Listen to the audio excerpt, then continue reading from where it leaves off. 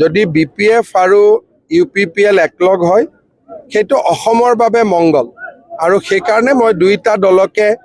মই নিজেও লগ পালে কওঁ যে একত্ৰিত হ'ব লাগে কেইদিনমান আগতে BPFৰ 3জন MLA মোক লগ কৰিব গৈছিল মই 3জনকে কৈছো যে আপোনালোকে মিলামিছা কৰি লওক মোৰতো চবৰ লগতে যোগাযোগ থাকে যোগাযোগটো ডাঙৰ কথা নহয় অসমৰ মুখ্যমন্ত্ৰীয়ে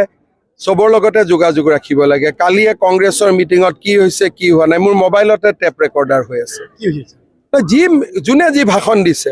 ভাষণ দি আছে আৰু মোক মোবাইল ফোনত মানুহে পঠাই দি আছে তাৰমানে যিমান ৰাজনৈতিক দল আছে সকলোতে মোৰ বন্ধু আছে সেইকাৰণে চবৰ লগতে মই কথা পাতো বিজেপিৰ লাভ লোকচানটো বাদ দিয়ক না জাতিটোৰ ভাল হ'ব লাগে বিজেপিটো ৰাষ্ট্ৰৰ তলত আমিনো সদায় কি কৈ থাকো দেশ ওপৰত বিজেপি তলত গতিকে দেশৰ ভাল হ'ব কাৰো লগত শত্ৰুতা নাই আৰু ইলেকশ্যনৰ পিছত ময়ো চেষ্টা কৰিম যাতে সকলো একত্ৰিত হয় যদি মোৰ কথা শুনে চিফ হিচাপে বড়োলেণ্ডৰ ৰাইজে যাকে বিচাৰে